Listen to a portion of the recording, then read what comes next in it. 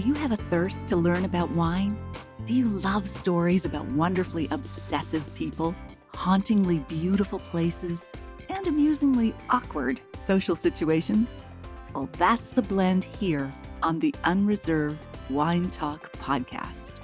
I'm your host, Natalie McLean, and each week I share with you unfiltered conversations with celebrities in the wine world, as well as confessions from my own tipsy journey as I write my third book on this subject. I'm so glad you're here. Now pass me that bottle, please, and let's get started. Welcome to episode 20. Today, April 17th, is World Malbec Day, so we're going to chat about why Malbec is a deep, dark, delicious red wine that you need to get to know better. Now, before we get started, I'd like to give a shout out to Reg Madison from Brantford, Ontario, who emailed me about episode 18, which was about whether you can still drink wine when you're on various diets, such as the keto, paleo, gluten-free, and so on. In other words, does wine make you fat? So if you missed that one, go back and take a listen. Reg says, quote, "Hi, Natalie, I enjoyed this episode. I like the facts and statistics that clarified some things for me. I'll keep drinking my reds and trying to lose weight." End quote. I'm so glad that you found that episode helpful, Reg. I'm cheering you on so that you meet your weight goals and still enjoy your red wines. I'd love to share reviews of this podcast for those of you kind enough to post them, especially on Apple Podcasts, formerly iTunes, where others can read them and be encouraged to listen as well. If you want me to mention your website or social media handle, please include that in your review along with your name. I want to celebrate you and let others know how to connect with you online. In honor of World Malbec Day, I'm going to share a short passage with you from my second book, Unquenchable, a Tipsy Search for the World's Best Bargain Bottles. You'll find a link to where you can buy the book online in the show notes at nataliemclean.com/20. It's available at Amazon, Chapters Indigo, etc. As I drive to the Katana Zapata winery, I recall that it was one of their wines that changed my opinion of all Argentine wine. I remember drinking it one night at a friend's house and guessing that it was an Australian Shiraz. My body hummed with contentment as I let myself down into its berry decadence. I was pleasantly surprised to find out what it was, and I started buying more Malbec. Now, as I follow the long gravel road, a space-age stone temple rises from the vines, framed against the Andes' silver peaks. This extravagant architectural statement is the concrete gesture of one man's desire to revolutionize his country's wine industry. As owner Nicolas Katona later explains, quote, "We couldn't build a French chateau or an Italian palazzo here. We had to tell the world that we are doing something different in Argentina." End quote. The artistic inspiration for the building came from the ancient Mayan civilization, despite the fact that the Mayans never ventured beyond Central America. However, they were great architects, fascinated with mathematical symmetry and the sacred geometry of pyramids. This winery is built according to the same philosophy, every angle at exactly the same inclination toward the sun. Although it looks like a temple of molecular displacement, the beige stone gives it an earthy warmth. I walk up to the top level inside the winery to a quiet study filled with books and big leather chairs. Sunlight streams in through large open windows that look to the Andes. I'm to be granted a rare audience with Dr. Nicolas Katona. As I wait, my stomach flip-flops. I recall thinking what a coup it would be to interview Argentina's most brilliant and insightful winemaker.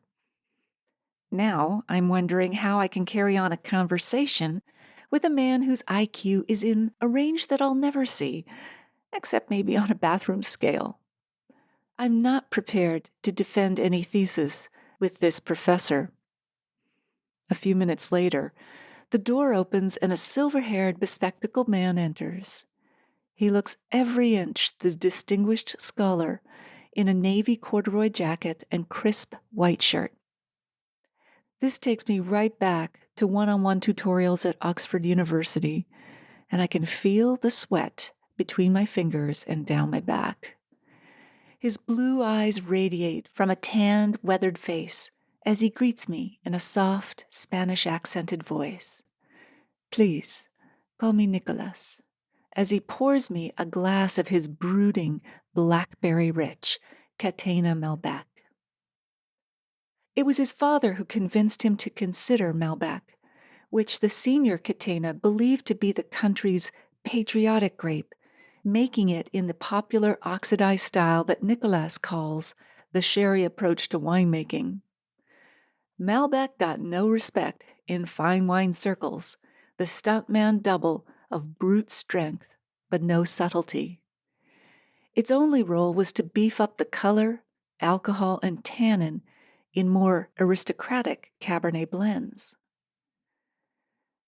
I loved my father very much, Nicholas recalls, so in order to please him, I started a little project on Malbec. That little project lasted 15 years and involved planting 145 Malbec clones, the same grape, but from different parent vines, to see which clones would do best in different sites. Wine caters to obsessive personalities. It makes you worse, Nicholas observes with a sigh. He knew that until the late 1800s, when phylloxera destroyed most European vineyards, Malbec had been one of the most planted grapes in Bordeaux, whereas today it's less than 10% of vineyards there. Malbec still thrives in the warm region of southwest France called Cahors, where it makes tannic, deeply colored, palate-whacking black wine. This may be why the name Malbec is believed to be derived from the French malbouche, meaning bad mouth, and referring to its rather rustic style. Thankfully, Argentine Malbec is a much friendlier, cuddlier creature than the inky monsters of Cahors. I remember drinking a Cahors for the first time and thinking, gee, I could use this to restain the front deck. Ever the scientist, Nicolas narrowed down all of the clones to the 5 best, a process he says that married his bookish and business interests. As a theoretical economist, he says, I'm trained to develop a hypothesis and then to use a methodical approach to prove or disprove it. He was aided in this quest by a friend, Bordeaux winemaker Jacques Lurton, who also has wineries in Chile and Argentina. Lurton convinced Nicolas to plant at higher altitudes, which further improved the grape quality. Jacques has a genius for climate, says Nicolas. In gratitude, Nicolas had 1,000 pounds of prime Argentine grass-fed beef delivered to Lurton in Bordeaux. Like many artists, Nicolas is fascinated with light, its luminosity, its diffusion, its interplay among the vine leaves. It's all about funneling that extraordinary intensity of sunlight here into wine, he says. His scientific mind also engaged with light, studying its effect on the health benefits of red wine. Intense sunlight doesn't mean hotter temperatures, just more intense rays.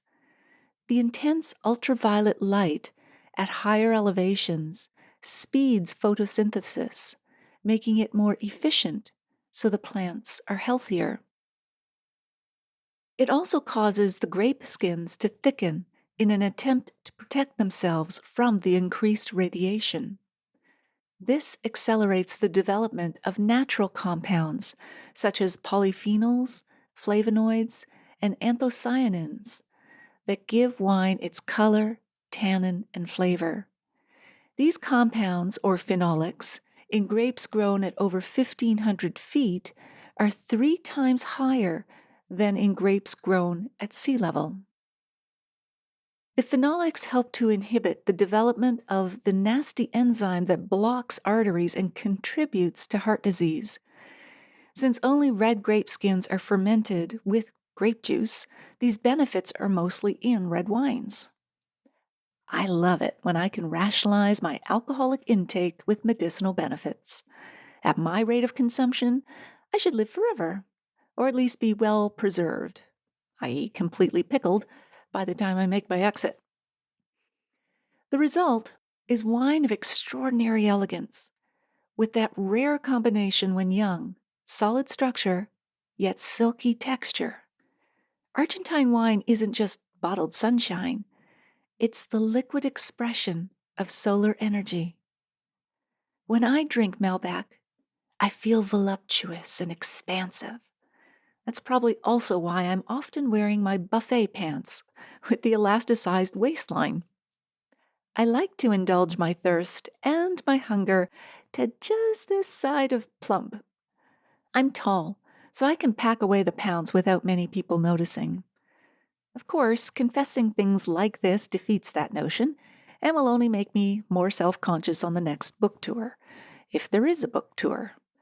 Perhaps I could do talking head video casts instead, or maybe I'll just have to wear those black buffet pants for 2 weeks. The Catena Alta Malbec Cabernet we're drinking now smolders in the glass. Its sultry edge is more enticing than the sweet, soupy international style of many brand-name grapes.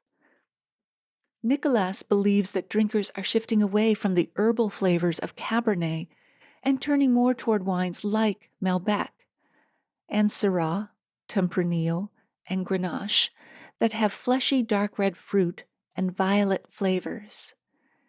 Blending Malbec and Cabernet grapes is still traditional. As Nicolas explains, quote, "These blends give us French elegance and Latin passion," end quote.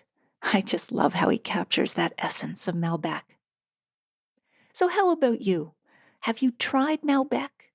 Did you like it? Which ones are your favorites? Please share that with me. You can tag me on Twitter or Facebook at Natalie McLean. On Instagram, I'm at Natalie McLean Wine. You'll find links to my Malbec wine reviews in the show notes at nataliemclean.com/20. Finally, if you want to take your wine and food pairing to the next level, join me in a free online video class at nataliemclean.com/class. If you like this episode, please tell a friend about it. My podcast is easy to find, whether you search on its name, Unreserved Wine Talk, or my name. I can't wait to share more personal stories with you. Thank you for taking the time to listen to this one. I hope something great is in your glass this week.